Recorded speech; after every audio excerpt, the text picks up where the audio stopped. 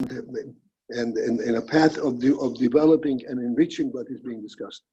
A legitimate question, but it's not it's not the focus of the discussion. It doesn't aid in enriching and understanding the point of discussion.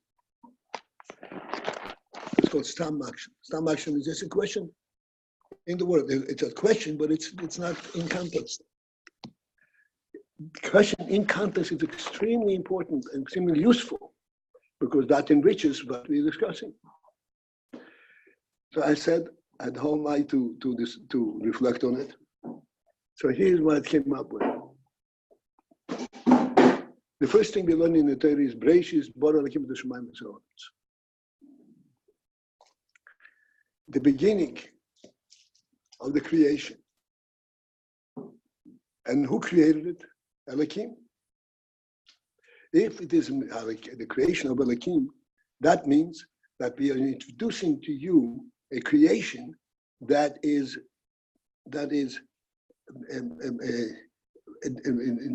revealing what Elokim is. Which is Elokim. It's not just a creation of world.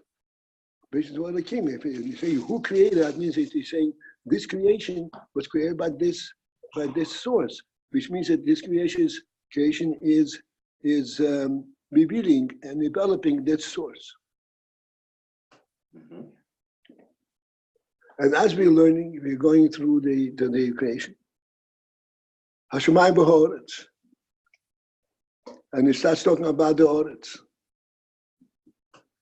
How the Oretz began to develop the Oretz. The first thing was as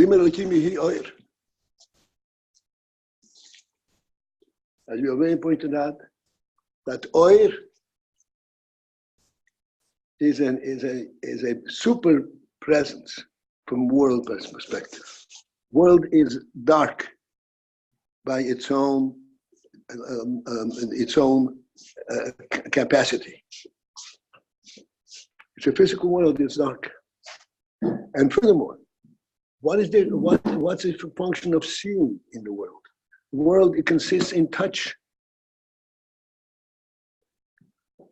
So when you start talking about oir, seeing, you're already slightly above plain world. And this is why it says,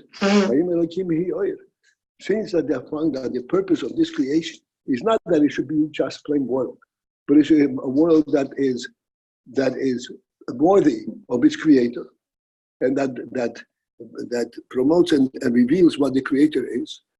That's why it begins right. Oir is it, even though it reveals a physical view, but oir is an intangible reality. That's why initially the world was dark, because the world consists in the tangible part, and oir is not a tangible thing. Which means that Elokim, since that Breishis bara Elokim, therefore the creation has to reveal Elokim. This is why oir came into play here, was added into the creation.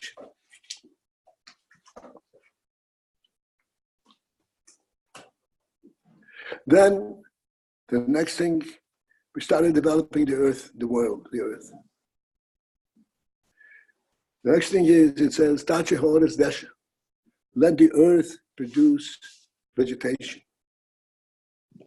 Again, we are stepping up and saying, and this earth is not just plain earth. It's an earth that has life in it, that can produce life, living plants.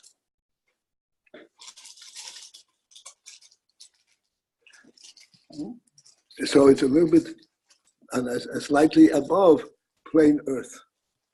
Still, it doesn't come to Elokim. Nonetheless, the union from life at any level, we already understood that is outside of the world. The world cannot produce life, no matter how well you develop it on its own. this is already a divine presence. After this, Natasha Yonis Desha says, that should be that birds should fly over the earth. It's a different earth already. It's a different earth. The birds are flying. It shows that there's a living environment over here. Why are the birds flying? They're excited about their being, their experiences.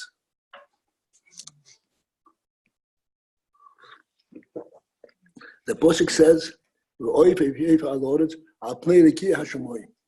that's a Pasuk. The earth, the birds should fly over the earth, on the face of the Shemayim.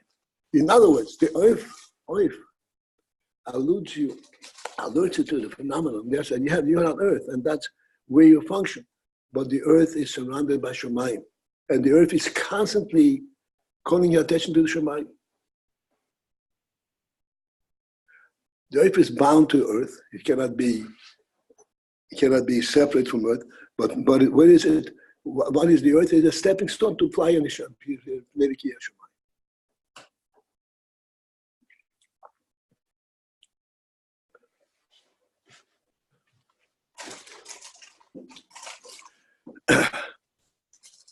Still, it does not reveal the Elohim element in the world. It's a little bit more refined, higher than plain earth, but it's still an earthly presence.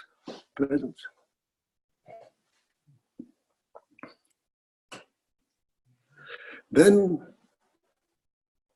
Elohim went and he says, I'm going to create livestock. Birds is also a living thing, but it's a low level of life. Then there is the animals that find their own way on the earth, find their own food, and they multiply. This is a more of a living world.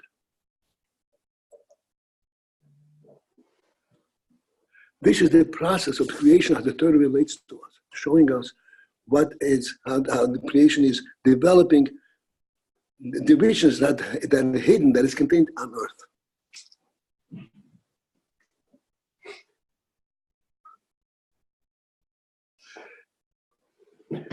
As we go on further,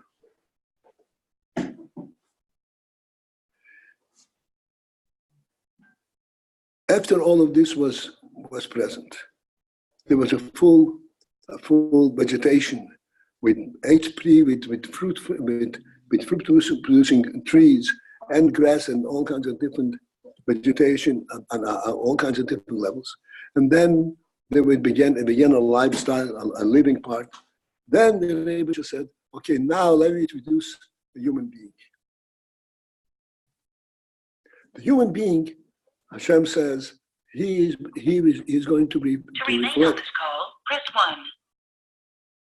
The human being, he is the one who is going to reflect the initial Bereshis Bara Elokim, the Elokim in the world.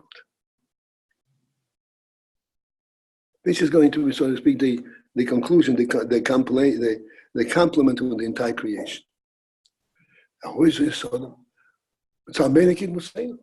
It's literally is going to be a godly creation, a creature on earth.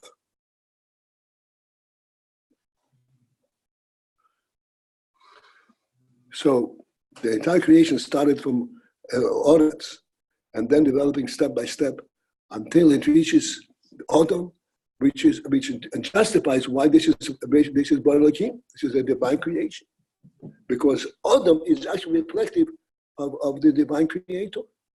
Now we understand how this all jives together, how the whole process explains itself.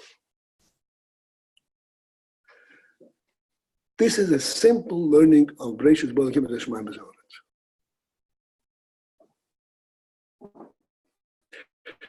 Now, a stam action is come up and saying, oh, how big is the earth?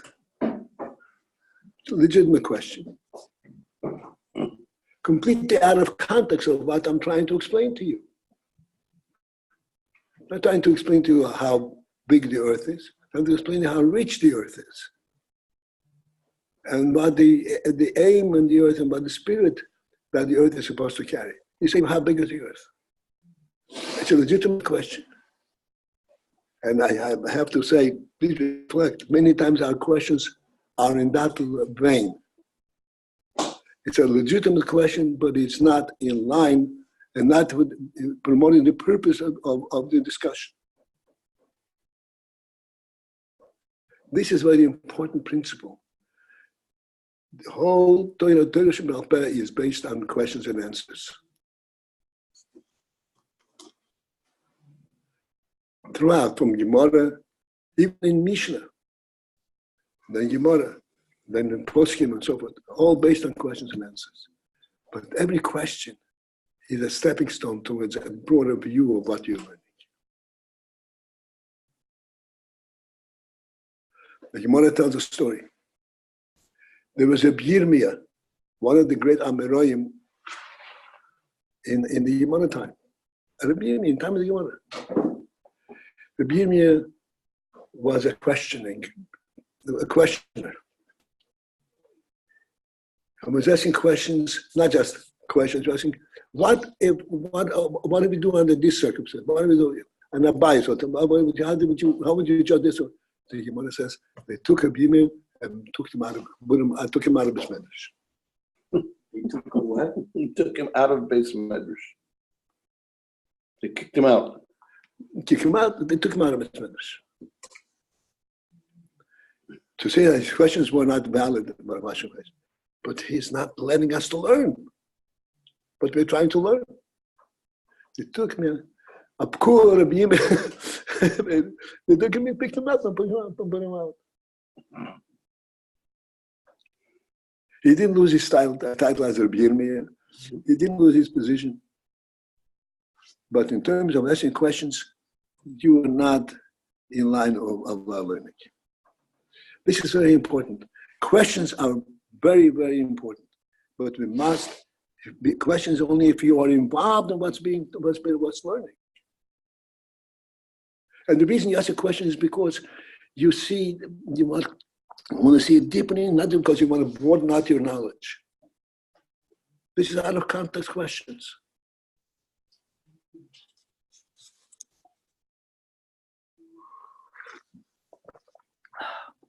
Okay.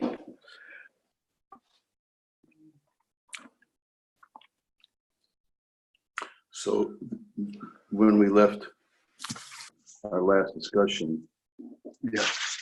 we were discussing the mashal of the stone being thrown and the liability of a person for having thrown this stone.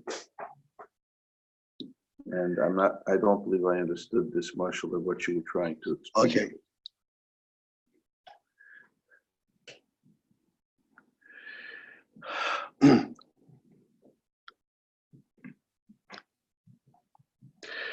The topic that we're discussing here on the bottom of page Kuf Nun Dalet, not that we have some ground rules, perhaps we can go through and get the richness of this discussion. On the bottom of page Kuf Nun Dalet, the principle of Kol Yochel.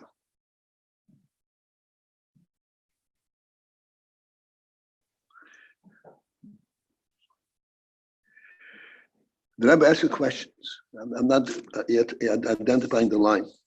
The Rebbe asks a question. The Rosin Hashem for the creation and the knowledge of Hashem of what the creation consists preceded the creation. And the Rebbe asks a question. Mind-numbing. How come the creation didn't get created at that point when it was identified? Why didn't it have to wait until the Rebbe creates it in a focused manner? As soon as the Rebbe knows of the creation, it should come into being.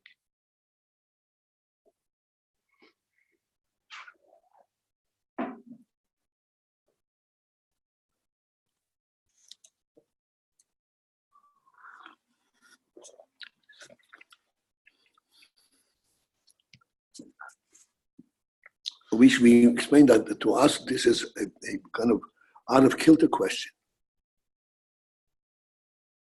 In order to put the question in place, in perspective, we explained that Hashem's knowing of the world, it is not at all comparable to what we call knowing on the human level. On human level, knowing means to know something that is not part of me. I know the way things are, where they are, their own domain. Hashem knows things the way they are in their reality, which is in Hashem's reality. And as we pointed out many times, this is something which is obvious and yet it eludes us. You have to understand, existence, the whole concept of existence is a divine principle, divine concept. There's no such thing as existence, but with the presence of the divine. Existence is a divine phenomenon. The world does not explain itself, how it comes, what does it mean I'm here? Doesn't make any sense. Here's where the stone throw came at.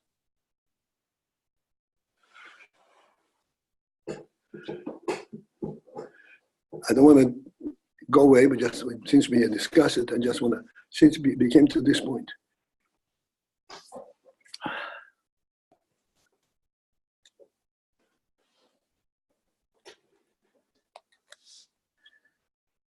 The ability of a human being to throw a stone is not in the fact that there's a stone on the ground and you can pick it up and throw it. The ability of a human being to throw a stone is a general orientation that this stone does not belong on earth. This stone belongs to the entire reality. It is here, and it could be here, and it could be over there. It belongs to the entire reality, the entire creation. And as a human being has all the ability and all the right to pick the stone up from here and move it over there. He's not doing anything dramatic, anything revolutionary.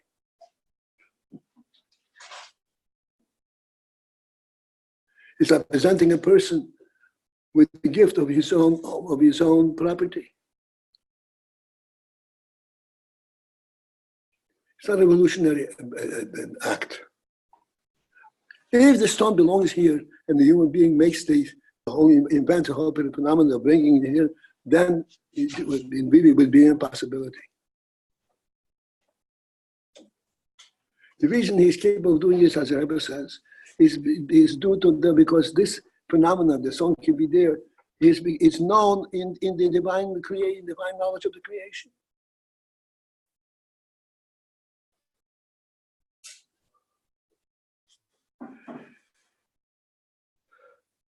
This is the absolute truth, but we have a very difficulty with this because to us the world is a standalone entity.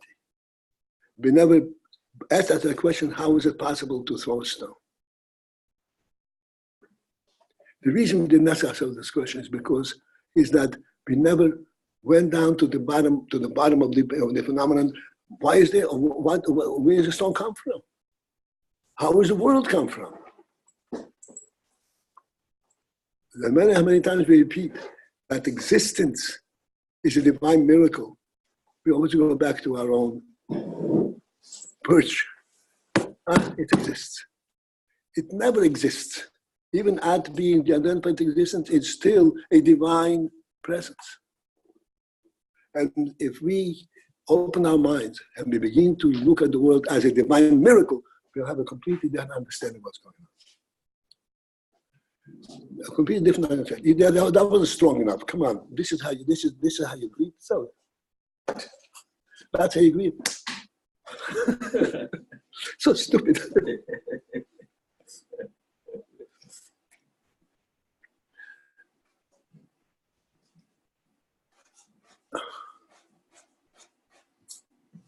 This is the principle upon which the questions in the Shidduch are asked based.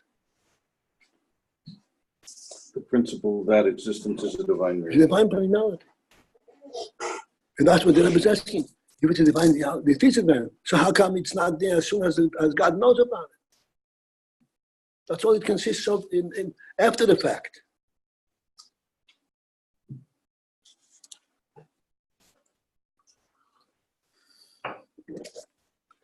Without this insight, this whole discussion over here is kind of an imaginary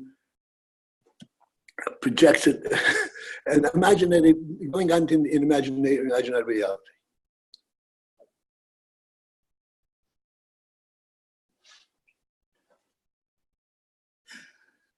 And as a result of that, we have all kinds of questions. If creation, if the existence of the world is a reflection, a direct reflection of Hashem's knowing it, how does a human being have the ability to act contrary to Hashem's knowing, to Hashem's preference? It should be completely bounded by this principle. That's a whole second topic. No, it's still part of this whole discussion. Right, but the first was, how could it be in Hashem's thought in fact and not in existence? And the second is, how can man do something novel or against God's will? Yeah, that's it. Okay, fine. It's all in the same way. Now, fine. Second, the whole question doesn't begin. Doesn't start for step one in our orientation. Because to us, the creation is, we don't even know the creation, it's a reality.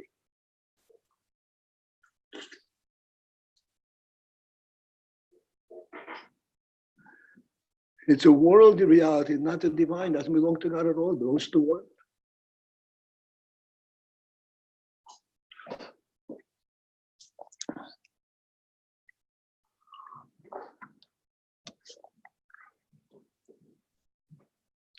Thus, in order to begin to understand these words right there in the Maimer,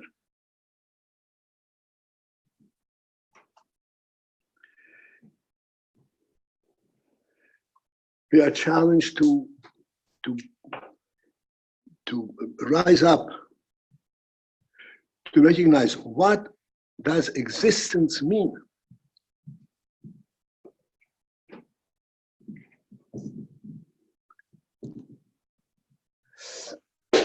On the most fundamental level. How can there be anything?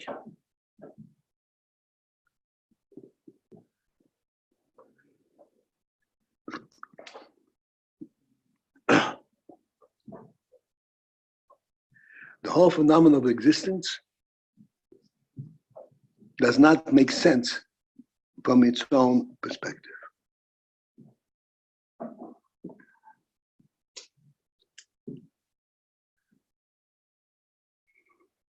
This is why the pasuk begins to say, "Bereshis bara Elokim the Shemayim v'Haaretz." Shemayim v'Haaretz. You want to make sure, you want to make sense of it. You want to be able to relate to it as a reality. Remember, it is bara Elokim. It's a divine creation. It's a reality on the divine level, not on the worldly level. There's no such thing as reality on the worldly level.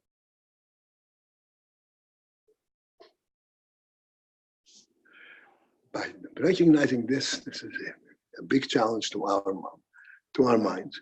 But this is part of our way, part of Dinya for learning Torah.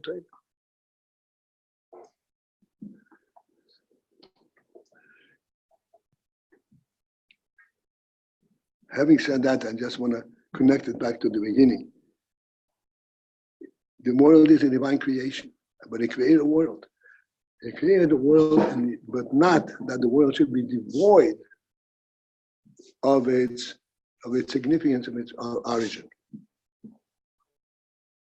It is a world, but this world as a world represents the presence of its creator, Bara Elokim, And thus in the world it is constantly, the world is constantly manifesting the divine aspect that's in the world.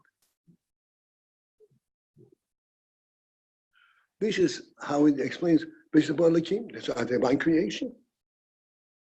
Divine creation, how does that match up with world? Yes, and yes, the world is also divine. Even though it's on a worldly level, but everything the world represents is a divine, starting from light and then going to the vegetation, a low level of life, but still it's alive. It develops.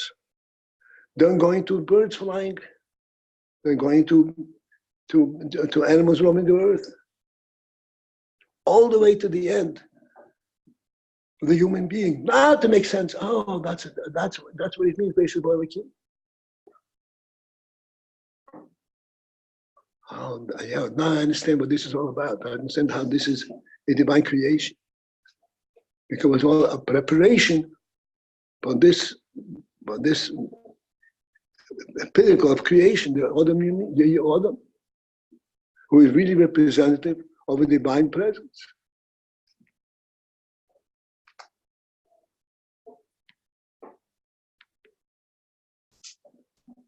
So as I said, if you're talking about the question, this is a process that the Torah, if you learn it carefully, is developing right in front of our eyes. Teaching us about the world we're in and the way how you're going to start learning about the world and learning about yourself and so forth, all the way to the point where Elohim comes onto the earth and gives us a Torah, and gives us mitzvahs. This is all part of Bereshit Bara Elohim. Why do you think God created the world? That there should be birds flying. Created the world so that there should be human beings who could fulfill mitzvahs. This is the ultimate pinnacle of the creation. Then you could say, yes, this is a divine creation.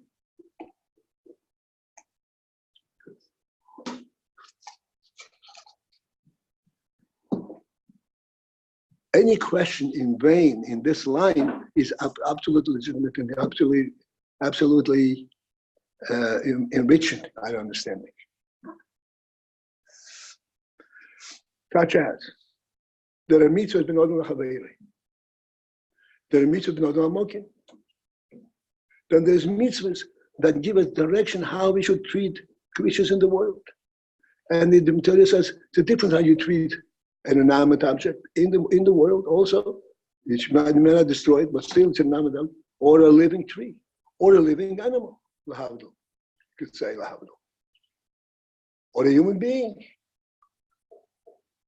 Each one of these represents the from Elohim on a different level.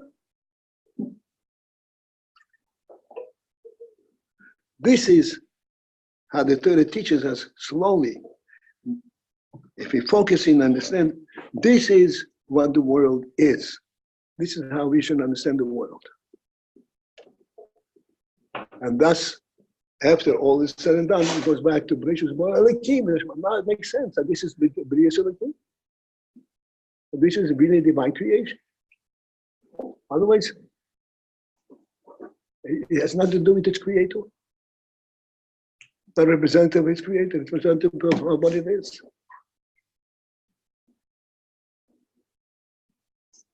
So this is just a response, a reaction to the principle of question. Questions have to be in line with what you're talking about. I'm not talking about the creation, I'm talking about a divine creation. Anything that enhances that understanding is perfectly in line with learning.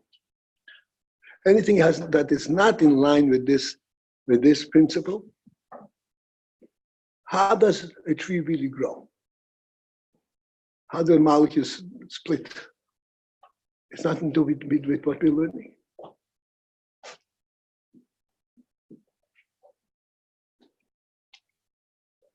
Like we said the other day, what's kinetic energy?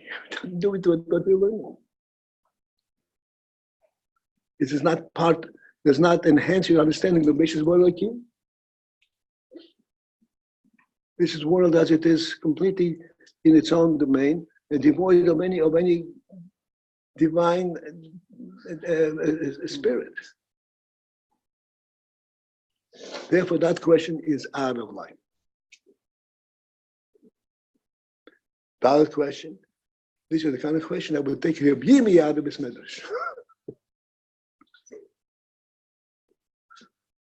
This is the kind of question that would take. I didn't hear the. Rebbe Yirmiyah. Oh, Rebbe Yirmiyah. Yeah.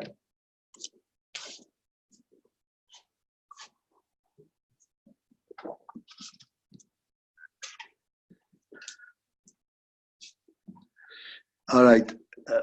So this was all that I was speaking in response to that. We have to do something in the area where we are up to. And we are basically dealing with a very super divine concept that's called Koil Yochel. The Koil Yochel principle, even these brief lines, poses tremendous challenge.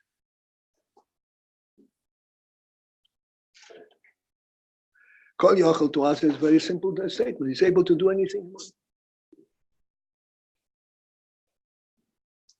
But then the Rebbe says, Kol Yochel is an explanation how come there could be divine knowledge without resulting in a creation. This is not how we understand you in Kol Yochel.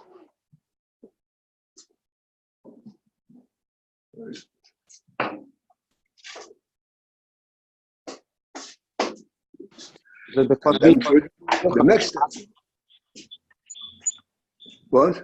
Is it because we look at Kol Yochel as being positive and this is like negative? No, nothing to do with that. Because to us, the Indian from Yecholos Eliki is not in that vein.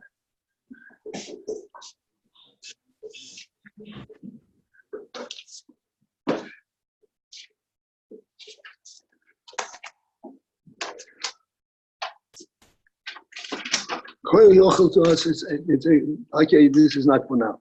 I just want to introduce. I want to reconnect the end, the missing ends, and in each Hashem we'll be able to get into this all the way to the point that the idea of divine knowledge already bears the basics for the world creation, for the world's presence.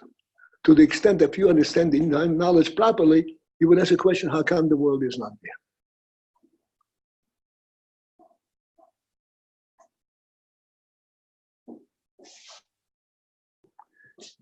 He knows it, and yet it's not there. That's right.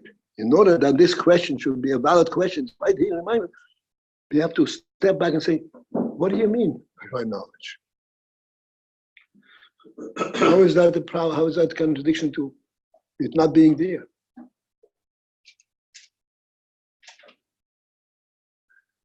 So for this, we reduce this first principle, we don't have time for that, to understand existence, presence, the whole phenomenon of existence is a divine reality. There's no worldly reality to it on its own, zero.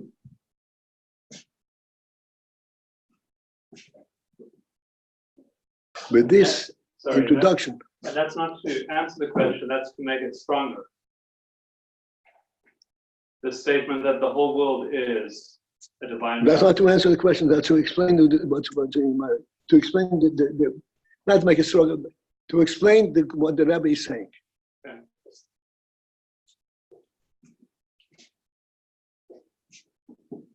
In order to explain what the Rebbe is saying, we have to get a true and a correct view of what existence is.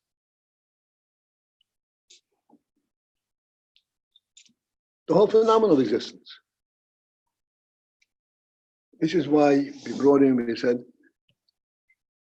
it's not time now for full elaboration, but we pointed out. We have to understand, a rock is a presence in this particular location. A rock is part of the entire globe. A rock is part of the entire existence. This is why you can pick up a rock and throw it any place you want. Because it's not place-based.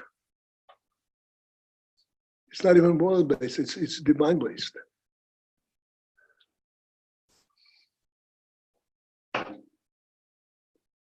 This is why it is not limited to where you can be. This is what enables a human being to change its location.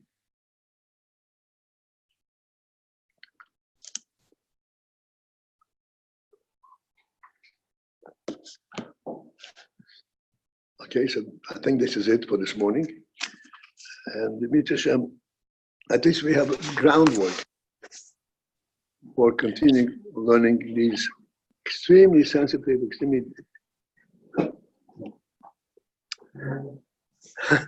challenging concepts. If you want to understand the words in the mind, that's the only way to do it.